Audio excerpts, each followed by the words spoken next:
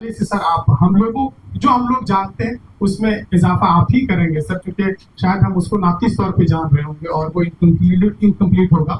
आपसे मैं मुअद्दबाना अपील करता हूँ कि सर आप अपने तौर पे अपने लफ्जों में आसान लफ्जों लहजे में हम लोगों को बताएं कि इसके क्या इस बात के पहलू है और क्या नफी के पहलू है। आप सबसे गुजारिश करता हूँ कि सर का इस्तेमाल तालिब से। पहले मैं शुक्र अदा करूंगा कि आप लोगों ने प्रोग्राम ऑर्गेनाइज किया, बिकॉज यूनिवर्सिटी का मतलब क्या होता है कि यू आर इंटेलेक्चुअल्स। तो अगर सारे मैटर्स में चाहे लोकल इशू हो, नेशनल हो या पर्सनल इशू हो, अगर डिस्कस नहीं करेंगे तो can not grow as a leader. और जो सबसे बड़ी परेशानी दुनिया में क्या है वो है लीडरशिप की। फॉलोअर बहुत मिल जाएंगे लेकिन लीडर बहुत कम मिलेंगे, और leader can not be in one day. It takes lot of time to become the leader. Okay. और अगर आप देखेंगे जो बड़े रेवोल्यूशन आए कहीं दुनिया में वो यूनिवर्सिटी से ही आए हुए हैं।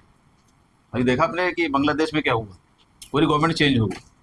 बिकॉज जो नई जनरेशन होती है और जो यूनिवर्सिटी सिस्टम होता है, they understand the consequences, they understand the issues, they can take the right decision.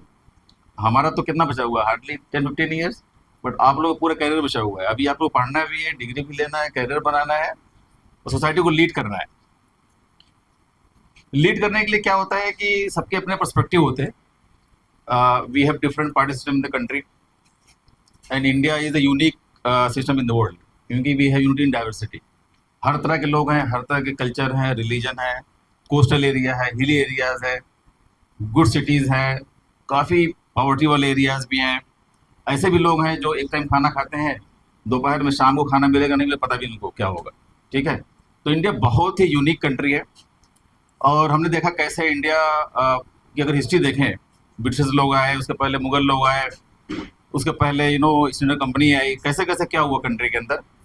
फिलहाल देखा जाए तो अगर हम कंपेयर करेंगे तो we are on the right track. Okay.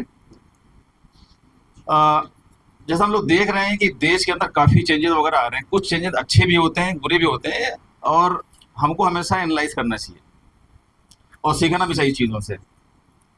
मेरा ये मानना है कि जैसे ये कहा जा रहा है कि we will not go to political issue, we are purely about the analyzing on legal aspect. हम लोग किसी पार्टी ताल्लुक नहीं रखते, हम लोग सिंपली एनालाइज करेंगे लीगल एस्पेक्ट्स में कि उसमें लीगली क्या हो सकता है और लीगली कितना टेनेबल है, लीगली कितना स्टैंड करती है। और ऐसा नहीं है कि इसका कोई रीज़न नहीं है। जैसा कि देखा जाए कि अगर जो अभी एज पर द रिपोर्ट्स, जो सेंट्रल कमेटी रिपोर्ट आई थी उसके हिसाब से हुआ था कि इंडिया में करीब 9 लाख एकड़ प्रॉपर्टी है जो वक्फ बोर्ड के पास है, लेकिन जो लिस्टेड है, जो रिकॉर्ड में, वो सिर्फ अराउंड 4 लाख एकड़ है। तो 5 लाख एकड़ का पता नहीं कहाँ पे, किसके पास है, किस कंडीशन में है। और दूसरा क्या हुआ कि उन्होंने बताया रिपोर्ट में कि इस प्रॉपर्टी, भाई प्रॉपर्टी को दी जाती पर्पज़ क्या होता है, तो प्रॉपर्टी का पर्पज़ क्या होता है, इस प्रॉपर्टी से लोगों का फ़ायदा हो, चाहे अस्पताल बनेगा, स्कूल बनेगा, मदरसे बनेंगे, मस्जिद बनेगी, कब्रस्तान बनेगा, उसका सही मायनों में यूटिलाइज करना चाहिए। सोशल कमेटी ने बताया है कि इस प्रॉपर्टी से जो बेनिफिट आ रहा है बहुत ही कम है, बहुत ही नॉमिनल है। उन्होंने भी कहा कि अगर इसको, इन प्रॉपर्टी को जो वक्फ बोर्ड के पास है उसको सही से अगर यूटिलाइज करें तो पूरे देश के अंदर पॉवर्टी खत्म हो जाएगी, मुसलमान में कोई गरीब नहीं बचेगा, इतना ज़्यादा उसकी वैल्यू है। उसी के बाद से डिबेट शुरू हो गई क्या किया जाए क्या नहीं किया जाए। और 2023 में यूपी गवर्नमेंट ने एक सर्वे करवाया, उसमें उनको मालूम पड़ा कि 2 लाख प्रॉपर्टी ऐसी है जो लिस्टेड नहीं है। अगर कोई प्रॉपर्टी लिस्टेड नहीं, आप जानते हैं क्या होता है लैंड के साथ, तो उसका मिसयूज हो सकता है, कोई भी करता है मिसयूज।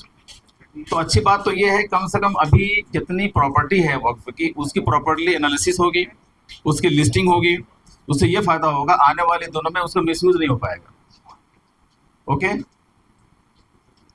अब उसको, इस बिल को कैसे लाना चाहिए था, कैसे लाया गया, कैसे पास किया, मैं उसमें नहीं जाऊँगा, लेकिन मैं कुछ मेन जो मुद्दे हैं जो बहुत कंट्रोवर्शियल हैं उनको हम थोड़ा सा देख लेते हैं कि उसमें क्या हो सकता है। जैसे अगर फिर जानते हैं आर्टिकल 26, उसमें ये है कि इंडिया में किसी भी रिलीजन के पास अपने रिलीजन को प्रैक्टिस प्रोपोगेट करने के लिए और उसको मैनेज करने के लिए पूरा पावर है, फंडामेंटल राइट है 26 में। जो इसमें इशू निकल करके आ रहा है कि क्या ये जो वक्त में अमेंडमेंट हुआ है उसके बाद क्या हमारे पास वो पावर बचा हुआ है अपनी प्रॉपर्टी को मैनेज करने के लिए, रन करने के लिए, प्रैक्टिस करने के लिए। उसमें कुछ इशूज आ रहे हैं क्योंकि जो पुराना एक्ट था 95 वाला, उस एक्ट के हिसाब से जो वक्फ बोर्ड था उसके पास ज़्यादा पावर थे और उस प्रॉपर्टी को वो बहुत अच्छे से मैनेज कर सकते थे। लेकिन निकल कर क्या आया, 95 के बाद से अभी तक जो जिस तरह से प्रॉपर्टी को मैनेज करना चाहिए था और जिस तरह से उसका आउटकम निकलना चाहिए निकला नहीं है। अदरवाइज 30 साल के अंदर बहुत कुछ चेंज हो गया उधर, लेकिन उन प्रॉपर्टीज से सही मायनों में उसको सही मैनेज नहीं किया गया। तो एक बात तो सही है, कम से कम जो गवर्नमेंट इतना सीरियस है उन प्रॉपर्टी को मैनेज करने की, हो सकता है आने वाले दिनों में इस प्रॉपर्टी को सही मैनेज किया जाएगा तो शायद उसका आउटकम बहुत अच्छा हो जाए। क्योंकि पहले जो पावर था वो वक्फ बोर्ड के पास था। अगर थोड़ा समझ लेते हैं कि स्ट्रक्चर क्या है इसका, एक है कि सेंट्रल काउंसिल होती है। पहली बार ये आया निकल करके कि एक 1953 में 55 में ये निकल करके है कि लेटेस्ट है 63 में कि एक सेंट्रल काउंसिल होनी चाहिए। उसके पहले ऐसा कुछ नहीं था। सेंट्रल काउंसिल में क्या होता है, अभी जो नया एक्ट पास हुआ है वो बाकायदा नोटिफाई बहुत फास्ट पास भी हुआ, नोटिफाई हो गया, इम्प्लीमेंट भी हो गया। 8 अप्रैल को इम्प्लीमेंट हो चुका है। तो already we are in the purview of the Waqf Act 2025 जो अमेंडमेंट हुआ है। अब जो नए एक्ट में ये है कि इसमें 22 मेंबर होंगे और 22 मेंबर में जो बाई डिज़ाइन जो इसका चेयरमैन होता है, जो इंडिया का मिनिस्टर होगा जो माइनॉरिटी का, वो इस बाई डिज़ाइन भी है चेयरमैन। अब इसमें ये है कि इसमें टोटल 22 लोग होते हैं और 22 लोग में जो चेंज इसमें आया है उसमें ये कि 2 लेडीज़ जो होंगी वो मैंडेटरी होंगे और उसमें 2 नॉन मुस्लिम होंगे जो मैंडेटरी हो गए। अगर लेकिन देखा जाए बड़ा इशू नहीं है, क्योंकि बाय डिफ़ॉल्ट जो इंडिया का पहले किसी ज़माने में रहा करते थे मिनिस्टर और मुस्लिम अगर अभी 2-3 बार से क्या हो रहा है कि जो मिनिस्टर होता है मोस्टली और मुस्लिम ही होता है और जो उसमें जो उसको रन करता है वो होता है जॉइंट सेक्रेटरी सेंट्रल गवर्नमेंट का, वो भी नॉन मुस्लिम ही होता है। उसमें एमपीज़ हैं, उसके अंदर बार काउंसिल के मेंबर्स हैं, उसके अंदर जो मुस्लिम लोग जानकार लोग भी हैं। इस तरह से पूरा बहुत होलिस्टिक का स्ट्रक्चर है। तो अगर 2 हिंदू उसमें आ जाएंगे तो मेरे ख्याल से मुझे लगता नहीं बहुत बड़ा सीरियस मैटर है। क्यों कि वो तो पहले से भी थे, एज अ मिनिस्टर थे, एज अ सेक्रेटरी थे, ओके, और किसी कैपेसिटी में थे। बस ये हुआ कि 2 लोग मैंडेटरी हो गए, ठीक है। और जो चेंज हुआ है उसमें पहले कुछ मेंबर होते थे जिनको इलेक्ट करते थे, अभी क्या है सारे नॉमिनेट हो रहे हैं। अब नॉमिनेट होने में दोनों चीज़ें हैं। अगर अच्छे तरीके से लें तो हो सकता है कि गवर्नमेंट बहुत अच्छे लोगों को चुन करके लाए जो सही मायनों में अच्छी तरीके से वक्त को चलाएंगे। और दूसरा पहलू, अगर ज़्यादा पॉलिटिक्स होगी तो उसमें गलत लोग आ जाएंगे तो उसका और गलत हो सकता है, ओके। जो मेन मैटर ये हो रहा है कि जो पहले था वक्त बाय यूज़र वो खत्म हो गया, वो मेन चीज़ है। क्योंकि पहले से इसमें कभी लिमिटेशन जो एक्ट है 93 अप्लाई नहीं होता था। जो कोई प्रॉपर्टी वक्त में यूज़ किया जा रही है, वक्त के लिए काम में आ रही है, उसको ये मान लिया गया कि वक्त की है। लेकिन नॉर्मल में क्या होता है, कोई प्रॉपर्टी अगर कोई यूज़ कर रहा है और 12 साल तक यूज़ कर लेगा तो वो प्रॉपर्टी उसकी हो सकती है बाय लिमिटेशन लॉ। ये लॉ पहले वक्त में अप्लाई नहीं होता था। मतलब वंस इज अ वक्त ऑलवेज अ वक्त। तो उसमें क्या हो रहा था, कोई वह प्रॉपर्टी कब्जा नहीं कर सकता था।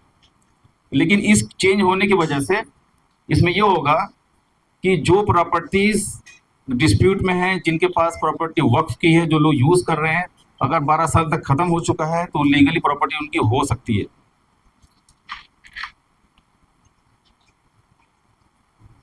लेकिन आने वाले दिनों में क्या होगा, तो ये तो प्रॉपर्टी ऑलरेडी जो यूज़ कर रहे हैं उनका फ़ायदा हो जाएगा कि वो प्रॉपर्टी उनकी हो जाएगी।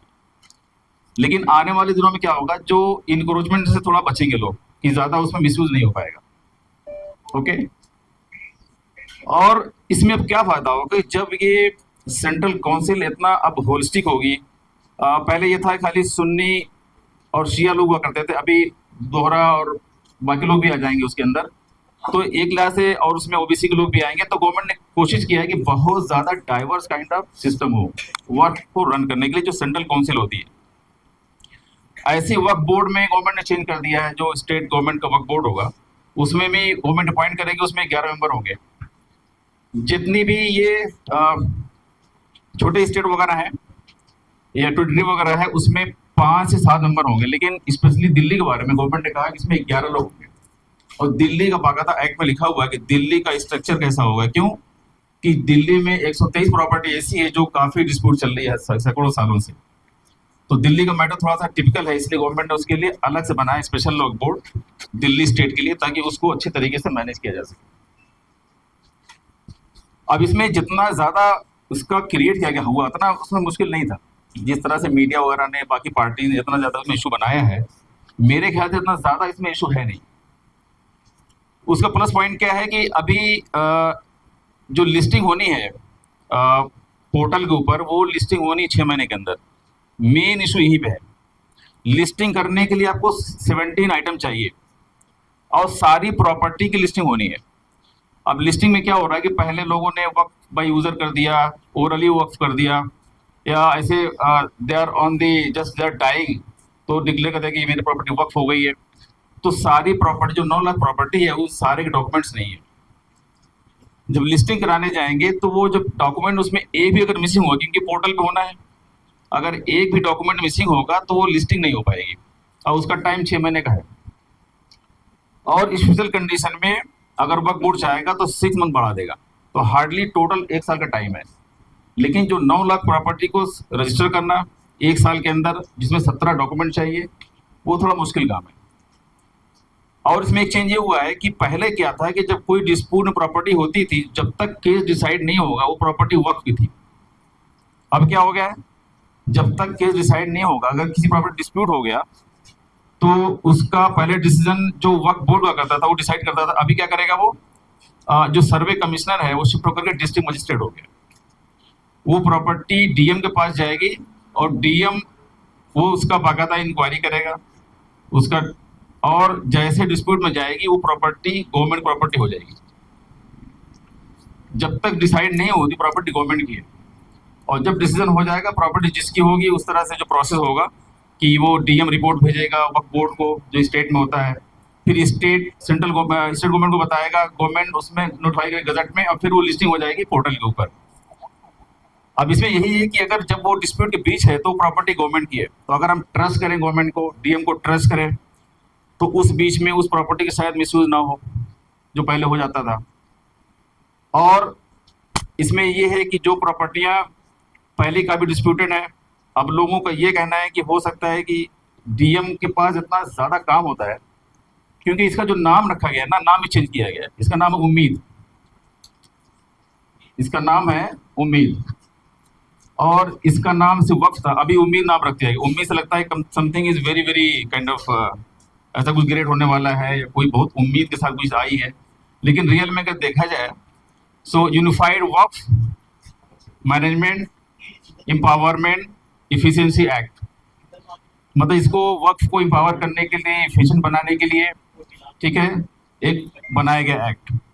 लेकिन जब वो सारा, क्योंकि जो अगर वक्फ बोर्ड की बात करें तो हर स्टेट में वक्फ बोर्ड था, वो उसको मैनेज करता था, और वक्फ बोर्ड के साथ लगा हुआ था सर्वे ऑफिसर, सीईओ था, सारे मैनेजर। अभी सारा पावर शिफ्ट हो गया है डीएम के पास।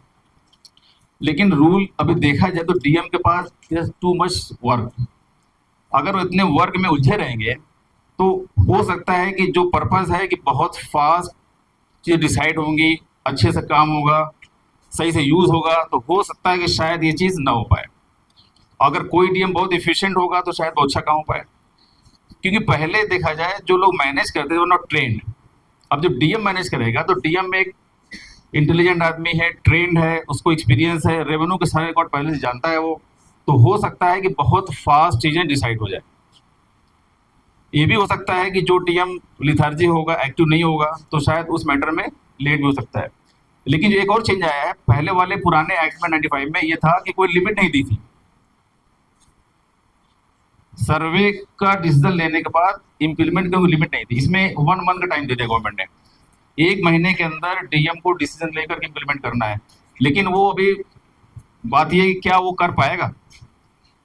अगर वो कर लेता बहुत अच्छी बात है, फिर तो बहुत फास्ट चीज़ें डिसाइड होंगी। जो पहले लिमिट नहीं थी, 1 मंथ की लिमिट कर दिया है। ओके, और इसमें ये भी हो रहा है कि जो अदर मैटर्स हैं, जैसे इसमें और भी इश्यूज वगैरह आ रहे हैं, उसमें मैं ज़्यादा डिटेल में नहीं जाऊँगा कि बाकी इश्यूज में जो काफ़ी पार्टियां इशू रेज कर रही हैं, बहुत ज़्यादा उसमें बना रही हैं, जैसे कुछ फैक्ट भी हैं। जैसे पहली बार जो पार्लियामेंट में जो मिनिस्टर ने रखा था बिल को, ये कहा था कि कई स्टेट में वक्फ बोर्ड ने पूरे पूरे गांव को, पूरे पूरे महल्ले को, बहुत प्रॉपर्टी को ये बता दिया वक्फ प्रॉपर्टी। ऐसा कुछ नहीं था, क्योंकि जो वो स्पेशल कमेटी ने जब मिली बाकी लोगों से, जो चेन्नई वाला इशू था, बाकायदा पार्लियामेंट में वहाँ का जो मिनिस्टर था चेन्नई, उन्होंने बताया कि ऐसा कुछ नहीं था। तो थोड़ा सा इसमें काफ़ी रूमर भी हुई है, काफ़ी फैक्ट सब प्ले भी किया गया है, ताकि एक ऐसा माहौल बने कि लगे कि ये बहुत ज़रूरी है। तो हम अगर इसको देख सकते हैं, अगर इसको हम पॉजिटिव मान के चलें, तो हो सकता है कि अभी तो कुछ प्रॉपर्टी ऐसी है जो सही में लिस्ट नहीं हो पाएगी, क्योंकि वो डॉक्यूमेंट है, रिकॉर्ड नहीं है। लेकिन फ्यूचर में अगर देखा जाए तो आने वाले दिनों में जितना मिसयूज हुआ है वक्फ की प्रॉपर्टीज का, हो सकता है शायद मिसयूज ना हो। ये भी हो सकता है क्योंकि प्रॉपर्टी, ये बॉडी पूरी प्रोफेशनल होगी, सही से मैनेज करेगी, तो हो सकता है आने वाले दिनों में इस प्रॉपर्टी को सही से यूज करें अगर, तो बहुत ज़्यादा फायदा हो सकता है। जैसे पहली बार आया इसमें कि पीपी मॉडल में वक्फ प्रॉपर्टी को यूज कर सकते हैं। कोई प्रॉपर्टी मान ली पड़ी हुई है, 100 एकड़ प्रॉपर्टी कुछ काम में नहीं आ रही है, कोई कंपनी चाहती है वक्फ बोर्ड से बात करके कि उस प्रॉपर्टी को डेवलप करेगी, इन्वेस्टमेंट करेगी, और उस प्रॉपर्टी को अगर जिस पर्पज़ के लिए वक्फ किया गया था उसको प्रमोट मत किसी ने दे दिया प्रॉपर्टी कि इसको यूज़ करेंगे फॉर मेडिसिन, मेडिकल कॉलेज खोलना है, अस्पताल खोलना है, वो प्रॉपर्टी पड़ी हुई है। कोई अगर बड़ा साल आगे आता है, कहता ठीक है हम इसमें इन्वेस्ट करेंगे और हमको इन्वेस्ट मौका दिया जाए, इसको हम पूरा बाकायदा डेवलप करके और जो पर्पस था उस पर्पस के लिए उसको यूटिलाइज करेंगे। अब ये ऑप्शन हो गया। इस ऑप्शन में प्लस भी है, माइनस भी है। अगर इसको देखें एक अच्छी नज़र से तो बहुत बड़ा चेंज आ सकता है। सारी प्रॉपर्टी को पीवी मॉडल में अगर लाया जाएगा तो मदरसे, स्कूल, कॉलेज खोल करके उसको यूज़ भी कर सकते हैं। और दूसरा एस्पेक्ट क्या है, उस प्रॉपर्टी का मिसयूज भी हो सकता है। तो इस बिल में अगर देखा जाए तो इसमें दोनों चीज़ें हैं, दोनों पहलू हैं। अगर इसको हम ये मान के चलेंगे कि सब कुछ सही चलेगा, सब लोग ऑनेस्ट रहेंगे, उस पर्पज़ के लिए काम करेंगे, तो हो सकता है कि शायद आने वाले दिनों में जो पर्पज़ था वक्फ का, इतनी प्रॉपर्टीज़ है, अच्छा बिजनेस हो, तो शायद फ़ायदा हो सकता है। और अगर इसको सही मानों में जो देखा जाए, जो कई लाख, कम से कम 4 लाख प्रॉपर्टी ऐसी जो जा सकती है। बहुत से कब्रिस्तान, बहुत से मस्जिदें, बहुत से मदरसे, कोई डॉक्यूमेंट नहीं है, लोग दे के चले गए, उनको कोई दे के चला गया था तो चला आ रहा है पुराने ज़माने से। वो प्रॉपर्टी जो 4 लाख जा सकती है, वो बड़ा इशू है। अभी तो गवर्नमेंट ये कह रही है कि जो केसेस चल रहे थे वक्फ वाले, वो सारे सर्वे कमीशन शिफ्ट हो जाएंगे डीएम के पास। अब डीएम के पास पावर आ जाएगा, डीएम उस प्रॉपर्टी को देखेगा। और अभी कोई वक्फ बोर्ड चेंज नहीं हो रहा है, जो वक्फ बोर्ड चल रहा था, जो चेयरमैन थे, सारे कंटिन्यू करेंगे जब तक उनका टर्म पूरा नहीं हो जाएगा। जब टर्म पूरा होगा तब नई टीम टेक ओवर करेगी। तो मेरे हिसाब से इसमें दोनों पहलू हैं, प्लस भी हैं, माइनस भी हैं। और एक को अगर इसको हम सही मान के चलें और इसको सही से ट्रैक करें, तो हो सकता है शायद आने वाले दिनों में जो पर्पस के लिए बनाया गया है, हो सकता है कि शायद इसका फ़ायदा हो जाए। लेकिन इसके पीछे जो और भी एक जो लोगों का और भी इशू है कि जो प्रॉपर्टीज़ इसमें रजिस्टर्ड नहीं है, जो यूज़ में नहीं आ रही है, ये डॉक्यूमेंट नहीं है, वो प्रॉपर्टी गवर्नमेंट की हो जाएगी। अब गवर्नमेंट उसको कैसे करेगी, ये गवर्नमेंट का काम है।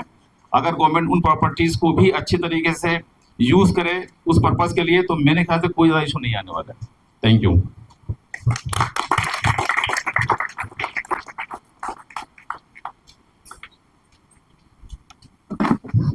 बहुत बहुत शुक्रिया सर इस मालूमाती गुफ्तगू के लिए। और जाहिर है इससे एक जहन बन जाता है कि इसके क्या क्या नेगेटिव पॉइंट्स हैं और क्या क्या पॉजिटिव पॉइंट्स हैं इसके लिए। और एक जाहिर है कि हम सब यहाँ पे मौजूद इसलिए भी हुए हैं कि हम जानें कि उसमें कौन कौन सी चीज़ अच्छी है, कौन कौन सी बुरी है। सर ने जैसा इशारा किया है कि वो तकरीबन 4 लाख जो ज़मीन की बात है, तो वो शायद अभी जो लोग पुरखों से चला आता है कि हम किसी के नाम कर दें, उसने किसी के नाम कर दिया, तो उसके लिए कोई कागजात नहीं होते। तो ये सब सवाल, हकीकत ये है कि हम बहुत लोगों को नहीं पता होगा कि आखिर वो 4 लाख 9.4 की बात की जाती है कितनी ज़मीन है, लेकिन उसमें से कितनी ज़मीन है कि जिसके लिए परेशानी का सबब हो सकता है। तो इस मालूमाती गुफ्तगू के लिए सर हम